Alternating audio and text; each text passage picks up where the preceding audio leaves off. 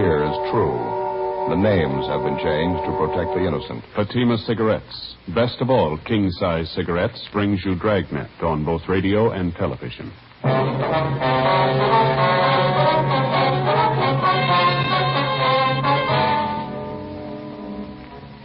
You're a detective sergeant.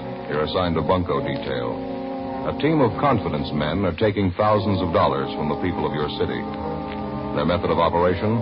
Posing as solicitors for different charitable causes. There's no lead to their whereabouts. Your job? Stop them. Compare Fatima with any other king-size cigarette. Yes, compare Fatima with any other king-size cigarette. 1. Fatima's length filters the smoke 85 millimeters for your protection. 2. Fatima's length cools the smoke for your protection. 3. Fatima's length gives you those extra puffs, 21% longer than standard cigarette size. Fatima gives you more for your money. And in king-size Fatima, you get an extra mild and soothing smoke, plus the added protection of Fatima quality. Buy Fatima in the bright, sunny yellow pack.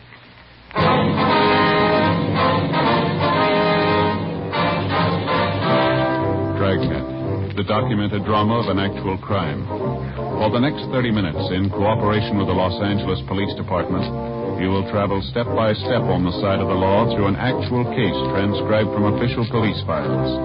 From beginning to end, from crime to punishment, Dragnet is the story of your police force in action.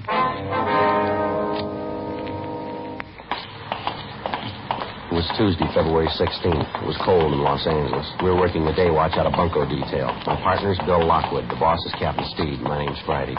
We were on the way out from the office, and it was 2:18 p.m. when we got to First and Valencia, the West Valley Hotel. Over here to the left, Joe. No, yeah. Excuse me? Oh, sorry, we're all filled up. No more room. No, we don't want to register. Here we are, police officers. I'd like to check one of your guests. You're the Raymond Seidel registered? SCIDELL? Let's see. No, there's no Raymond Seidel registered. Small man, about 5'6", 130 pounds, tan complexion, between 35 and 40, wears horn-rimmed glasses. Well, I don't know. What's the trouble anyway? Anyone like that registered here? Well, I was just about to say there's no Raymond Seidel.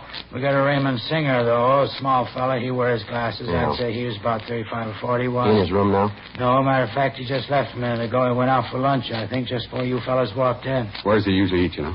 Our coffee shop right next door. He's got a gray top coat on, gray hat. Okay, thanks. You can use that door right here. It connects to the coffee Right, shop. thank you.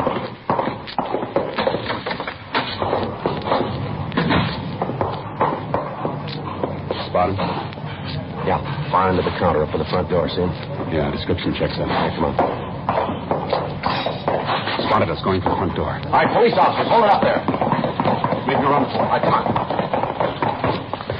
This way. Where'd he go? I lost him. Alley up ahead. He ducked in there. Down the ramp, Joe. Hotel garage. Ran in there. All right, come on, let's hurry. You spot him, Bill? No. Any other way out beside this ramp? Wait a minute. Yeah, down the far end there. Another exit. I'll take that. You cover this end. Right. Watch it, Bill. He's coming out. The blue sedan. All right, hold it. Look out, Joe. Coming at us. I'll go for his tires. All right, come on, Bill. All right, stay where you are. All right, don't shoot, don't shoot. All right, then hold it right there. What's pitch, anyway? Wasn't doing anything. Hands behind you. Raymond Seidel, is that right? That's right. I wasn't doing anything. What's this all about? You know as well as we do. Look what you did in my car. Just look at it. You cracked it up, mister. We didn't. Come on. Come on, where? I haven't done anything. We want to talk to you downtown. I'm not saying anything. You can talk to my lawyer. Get the story from him. We already got it. Come on, let's go. 2:35 p.m. We took the suspect, Raymond Seidel, back to the hotel with us, where we checked his room thoroughly. Bill got on the phone, made arrangements to have Seidel's car impounded and a stakeout placed at the hotel. Then we drove back to the city hall and took the suspect to the interrogation room. A check through our Records and Identification Bureau earlier in the day had revealed a fair-sized record for Seidel. He'd had 4 previous local arrests, 2 for petty theft, 1 for second-degree burglary, 1 for grand theft auto. He'd been convicted on one of the petty thefts and also on the burglary charge for which he'd served time in the state penitentiary at San Quentin. Bill and I started questioning him. The first half hour, we got nowhere. I told you I haven't been doing anything. I've been clean ever since I got out. Where were you last night, Ray? Knocking around town. What'd you do? Had a couple of drinks, went to a show, came out and went to see some bimbo I know. What's her name? Helen lives up on South Custer, and you can ask her. She'll tell you I was there. What time did you see her? About 10 o'clock? Yeah, just about. You're a liar, Ray. Hmm? You're a liar. What gives you a call to say that? It's the truth. And 4 other people must be lying. Well, what do you mean, what other people? You know what I mean. Now, how about it, Ray? I don't know what you mean, so help me. I don't. Why don't you give it up, Seidel? You ought to know better. We wouldn't have you down here if we didn't have you pegged. Pegged for what? I don't even know what you're talking about. All right, then I'll tell you, Ray. About 8:30 last night, you put in a call to a Mr. and Mrs. Gerald Keys. They live out in East Hollywood, Gladstone, 3962. Mrs. Keys answered the phone. You told her you were taking contributions for European children, war orphans. You knew she was interested in the cause. You asked her for a donation. You're crazy. That wasn't me. I don't even know the You woman. done Mrs. Keys, and she agreed to contribute. She offered $50. You talked her up to $150. She asked you where to send the money, and you said never mind. You'd be out to collect it. 45 minutes later, you were out there. You parked your car by a candy store down the street from the Keys' home. You walked up the block to the Keys' place, collected the money, and you left. Now, you prove it was me. You prove We got it cold, Seidel. Mrs. Key's husband got suspicious about the setup. 45 minutes after you phoned, you were at the front door with your hand out. You had no credentials, nothing. He noticed you parked your car down the street instead of in front of the house. You got the license number of your car when you pulled away. So the owner of the candy store. You parked your car just outside his place. All 3 of them can describe you and your car. Mr. Keys, Mrs. Keys, the man at the candy store. Yeah, they're right. Getting over to you, Ray? Gonna take more than a couple of people to build a case. All right, we got more. You gave Mrs. Keys a signed receipt for the $150. You signed it Tom Seidel. Our handwriting man checked the signature with a specimen of your handwriting we got from your package. Now, they both checked, not a doubt in the world. What do you say? I don't know.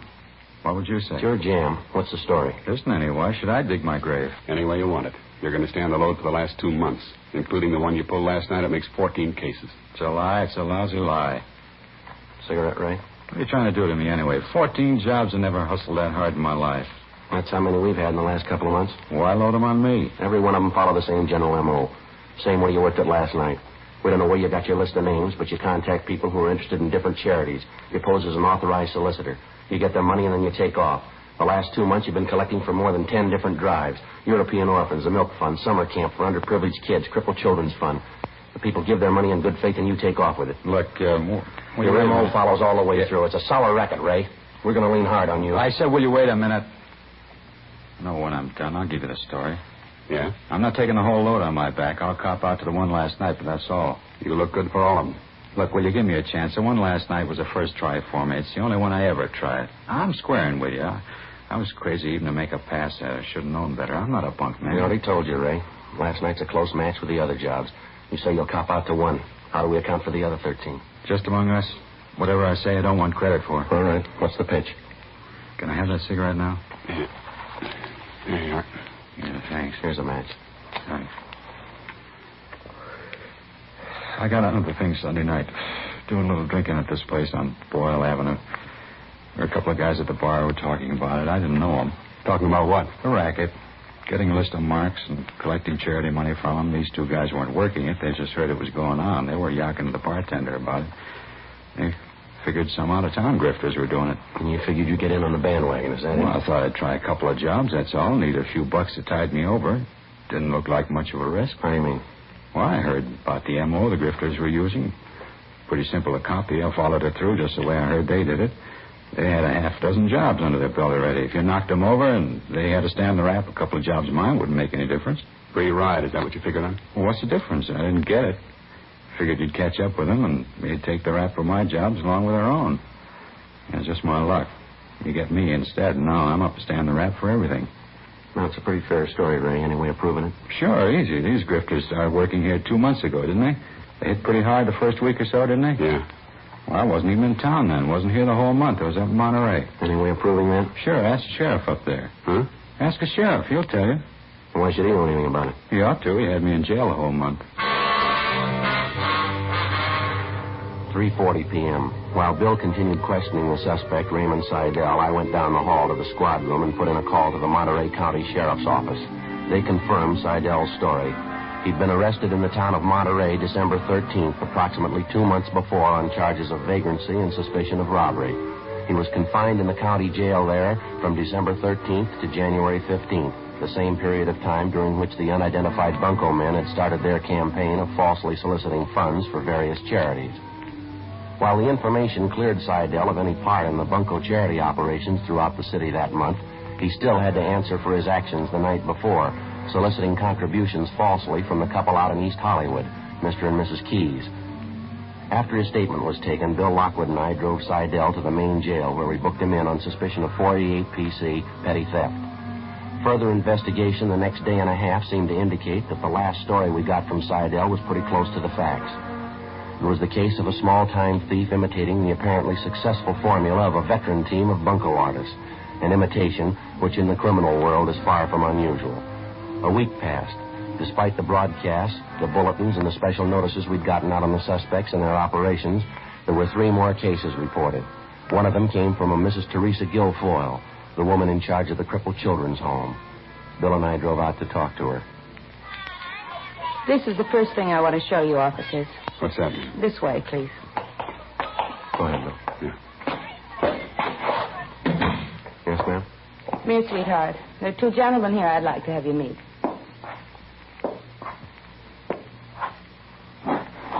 Stephen, this is Sergeant Friday, and this is Officer Lockwood, their policeman. This is Stephen, officers. He's 3 years old. Well, how are you, Stephen? Hello, son. He'd like to say hello, officers, but he can't. His legs aren't his only trouble. He can't hear. He can't talk either. Oh, it's too bad. You're learning, though, aren't you, sweetheart? You bet you are. A little while with us, and you'll be talking a blue streak. All right, honey. You run along and play now.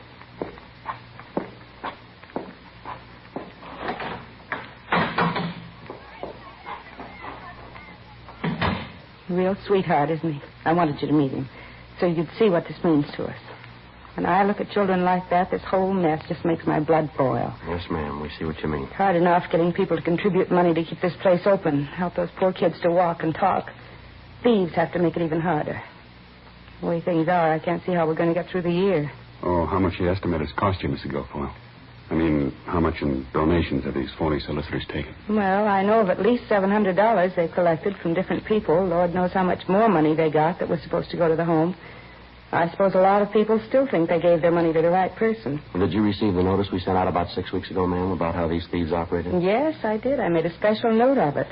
When we sent out our annual appeal letter to our regular donors, most of your notice was incorporated right in it. Mm-hmm. I don't know what happened. I guess they didn't pay any attention to it. When did you first find out something was wrong, ma'am? It was yesterday morning. One of our regular donors, Mr. Baxter, called me. He wanted to know if we received his contribution all right. He wondered because he didn't receive his regular thank you note. That's when he told me about this man who came to his house and collected the money. I see. As soon as I heard that, 2 of the other girls and myself got on the phone and called every one of the regular donors. There were 10 of them, just like Mr. Baxter. Gave their good money to help these tots, and we never received a penny of it. I've got all their names and addresses here if you'd like them. Yes, ma'am. You're welcome to them if you want them. Yes, that'll be fine. We'd like to check with each one of them. Now, this is the complete list, all the regular donors who contributed and their money wasn't received. Is that right? Well, yes, sir, all those we know of. There's probably a lot more, I suppose. You've been in police work for a few years, haven't you, Sergeant? You must have met all kinds. Yes, ma'am, I suppose so. What kind would you say these men are? I mean, going around and stealing the little regular income we have from donations. What kind of persons can they be? Well, there's thousands of them, Miss Guilfoyle.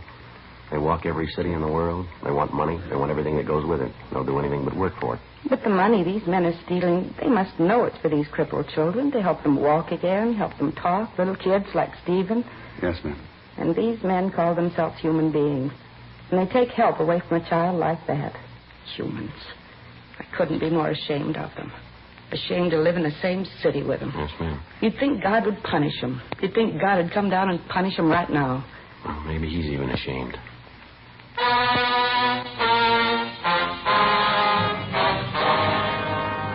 Before we left, Mrs. Guilfoyle gave us a complete list of the names and addresses of donors who contributed annually to the upkeep of the crippled children's home. For the next couple of days, Bill and I contacted each one of them personally. Those people who'd already given their contributions to the thieves unknowingly were unable to help us. Their descriptions of the men who solicited money from them in the name of the crippled children's home generally duplicated the descriptions we'd gotten from the previous victims. None of them were very detailed, but they did seem to confirm our theory that there were 2 or more men involved in the bunco operation. Receipts for the money they'd given the thieves were signed either by a Fred Wellman or a Norman Archer. The handwriting varied in each case. Those donors on the list who had not yet been contacted were the best hope we had of reaching the suspects. Since the Crippled Children's Home appealed for funds only through the mail, we advised these people to get in touch with us immediately if anyone contacted them by phone and asked for contributions. A few more days passed. Monday, February 27th. We got a call back from one of these donors, a Mr. George Stage of the Consolidated Pool Company out in the valley. We located him supervising work at the site of one of their pool constructions in the Toluca Lake area. Oh, yeah, glad to see you again, Sergeant. Say, could you hold on just a minute? I want to test that batch of mud and see if the mixture's right. Won't take a minute. Yes, sir. Go right ahead. Andy, come here a minute, will you? How's that mixture look to you? Sure a nice-looking pool, isn't it, Bill? Big one. Sure be nice to have, wouldn't it? Yeah. Why don't you look into it? It's about all I could afford to do right now. Look into it. Okay, Sergeant, 6 to and even. Want to go over by the truck, do some of this racket so we can talk? All right, that's fine. I hope I got something for you. Not sure if it'll be worth anything to you. You said on the phone you got a call last night. Well, I didn't. My wife did. They wanted to talk to me, but I wasn't home yet. Out finishing a pool for some folks in Encino. Uh-huh. Have a seat there if you want. Clean off this running board for you. Well, that's all right. Fine. Good. Well, what was the gist of the phone call, Mr. Stage? Who was it? Well, as I say, the wife answered. Fella told her his name was Mr. Archer. Said he was collecting for the crippled kids' home. Of course, the wife knew the setup. After you talked to me, I warned her about the phony collectors going around. What'd she tell him, Nancy? Well, she didn't get a chance to tell him anything. He did most of the talking. Gave her a big spiel about how much the poor crippled kids needed help. The wife asked him if he'd leave a number so I could call him back when I got home. Well, did he leave a number? No. He gave some phony excuse he wouldn't be at the same phone, something like that. No. Went out to ask her if she couldn't make out a check. Said he could come right out to pick it up.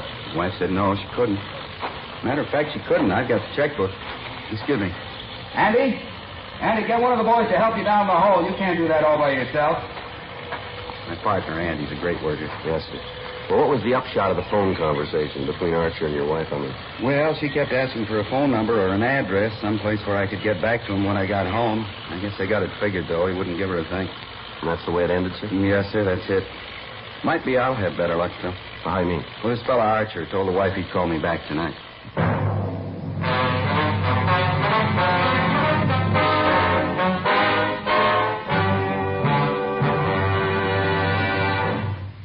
You are listening to Dragnet, authentic stories of your police force in action. Because of its quality, its extra mildness, its better flavor and aroma, more smokers coast to coast are switching to king-size Fatimas every day. Prove Fatima quality yourself. Compare Fatima with any other king-size cigarette. 1. Fatima's length filters the smoke 85 millimeters for your protection. 2. Fatima's length cools the smoke for your protection. 3. Fatima's length gives you those extra puffs, 21% longer than standard cigarette size. Fatima gives you more for your money. And in king-size Fatima, you get an extra mild and soothing smoke, plus the added protection of Fatima quality. Friends, in Fatima, the difference is quality. Fatima contains the finest tobaccos superbly blended. And Fatima is extra mild, with a much different, much better flavor and aroma. Remember, Fatima gives you more for your money because it's king size and because you get the added protection of Fatima quality. Look for the bright sunny yellow pack. Switch to Fatima today.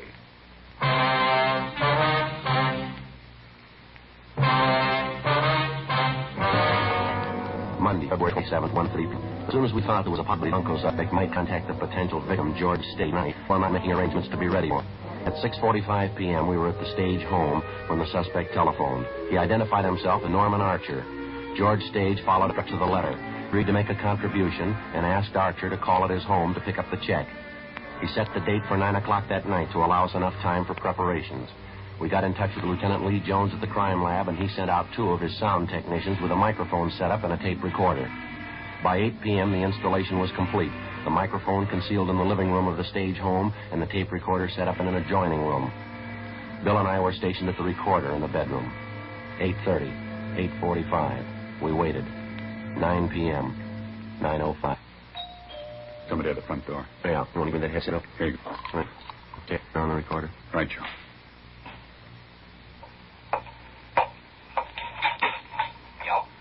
Stage? Yes, sir, that's right. My name's Norman Archer, Mr. Stage.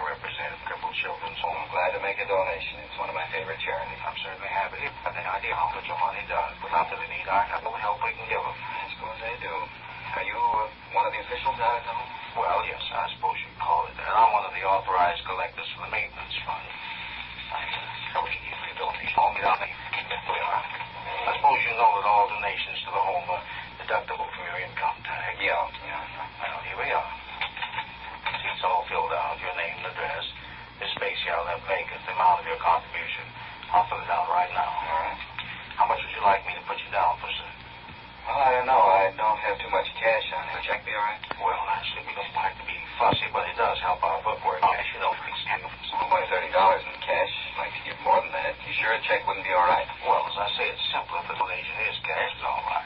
It's fine. Okay. Make it out for you. Oh, here's my company check. How's that? Company checks are all I have. Considered company. I guess this is like it to me. Fine. I'll get out there, hotel. Well, it doesn't have an account. It's not incorporated, you know. Oh, isn't it? I thought it was. I usually handle a check donation by account, so if you just make it out to me, we'd simplify it, but it takes a lot of work to run a home like that, and we can't afford a bookkeeper either. See. I'll get up to, sorry, what's your first name again? Norman Archer. A-R-C-H-E-R. Well, let's see, I get 200 last year. Yeah, yes, we certainly appreciate it, too. Of course, anything else, our maintenance costs have gone up. You give those youngsters nothing but the best. I mean, if you could see your way clear to make it a little more this year, we'd certainly thank you for it. That goes for those cripple kids, too. Well, I guess I could make it a little more. We've had a pretty good year. Let's make it $250. That'd be fine. That's much appreciated, Mr. Stade. Really, if it wasn't for such a great cause, I'd be embarrassed asking you for money. No, not at all. Only glad I can afford it. Here you are. You better watch the ink. I think it's still wet. Thank you very much, sir. I guess I don't have to tell you again, but let's see. Well, that's my hat. Right out that way. Oh, yes. Thank you.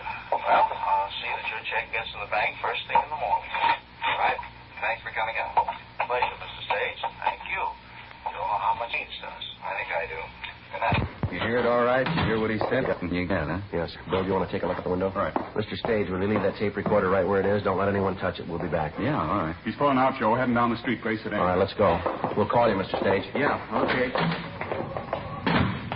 You see him, Bill? Down past the next block. All right. Go ahead, slide on my side. All right, let's keep calm. Don't get him excited. Can you see him? The one turning left, gray sedan. Is that him? Let's see. Yeah, that's it. All right.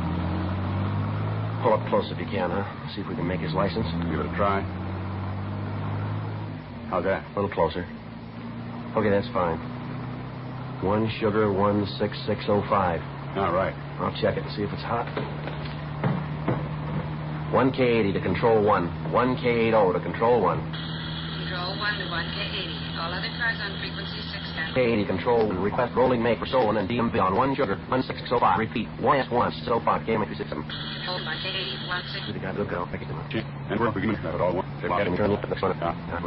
Right. All right. 118 Shirley Swipe. Pardon me. 50 word taxi bus motor number 13342. Eagle same. Here's 7. 180 to control 1. Would you check for Agent Inspector Rolling Valence? Control 1 to 1K80. Roger. Looks like he's slowed down. Yeah. I think so. Yeah, he's pulling up. He's stopping right here. Yeah, go to the house. Point up. Yeah. Must be where he keeps his pet. Next up neighbor. The man answering door. Okay, come in. 1K80, go.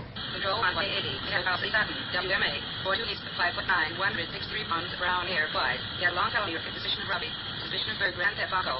Also 3 out Danny Evans. Item 6605. 1K80, yes.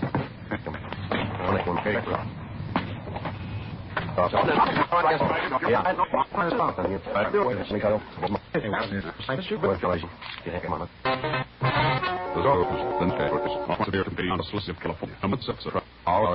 you, John. Friends, this coming weekend, I'd like to suggest that you put Fatimas at the top of your shopping list. Tonight, it's mighty convenient to have enough Fatimas around the house to last into the next week.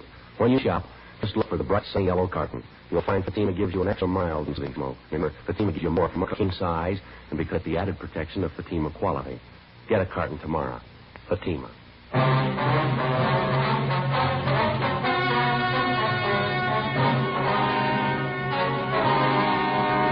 Charles A. Sutton and his accomplice Harold B. Mather were tried and convicted on 3 counts of grand theft money and received sentences as prescribed by law. Grand theft is punishable by imprisonment in the state penitentiary for not less than 1 nor more than 10 years. The initial suspect, Seidel, pled guilty to petty theft and received a sentence of 1 year in the county jail.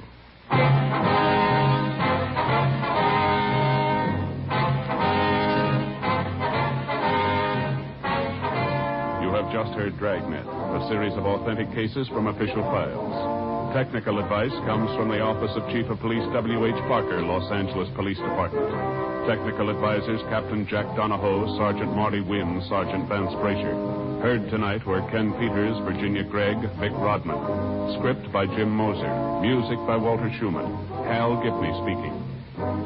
King Size Fatima, made by the same people who make popular Chesterfield cigarettes, has brought you Dragnet, transcribed from Los Angeles.